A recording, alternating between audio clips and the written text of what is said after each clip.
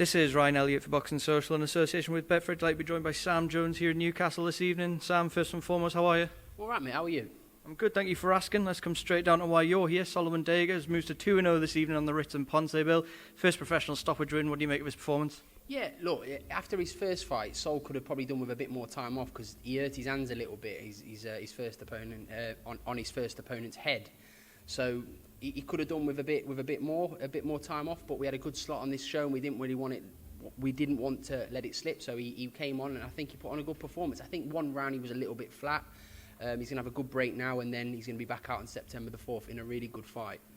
I know you guys picked his debut opponent to go the rounds. He thought it would be beneficial for him too. But for a heavyweight personally, and when people make certain comments if he goes the distance, is it a bit of a relief for him to get that stoppage tonight? Yeah, of course it will be for him personally, but I've seen what he can do in the gym, and the better the opponents, the better Sol's going to perform, and that's the way he's been on the GB squad. Sol can definitely punch.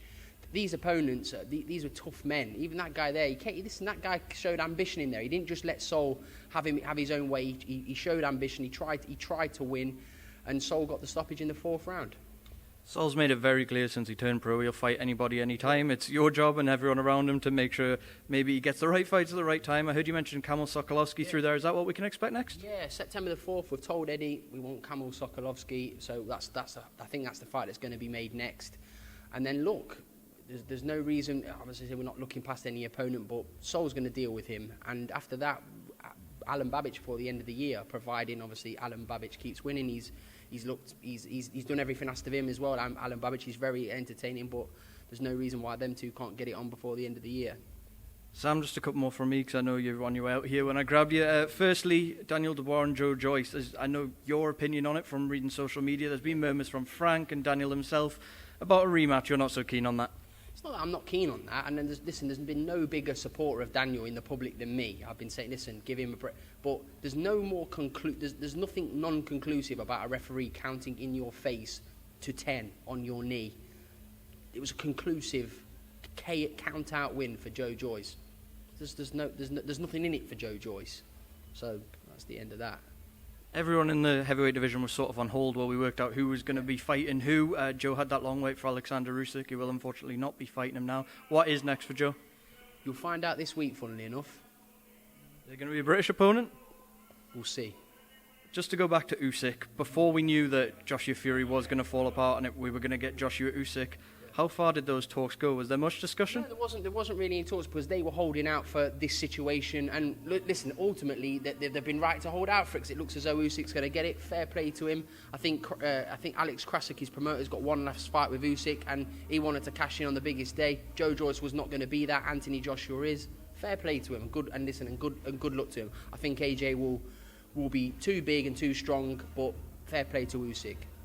A couple more. Florian Marku was part of that fight camp leak that Eddie Hearn unfortunately had caught on Twitter. Yeah. Maxim Prodan, is that what we can expect? It's what you read on the paper. Obviously, I don't want to announce the fight, but that's the fight we've agreed to, and it's a cracking fight. I think he's 19-0, 16 knockouts. It's a real fight, and be a title fight for Florian, and he's bang up for it. He's in the middle of training now for it, so we can't wait for that. Now we've got the crowds back. Florian Marku is someone I'm sure is very much looking forward to that. When are we going to get him topping his own bill?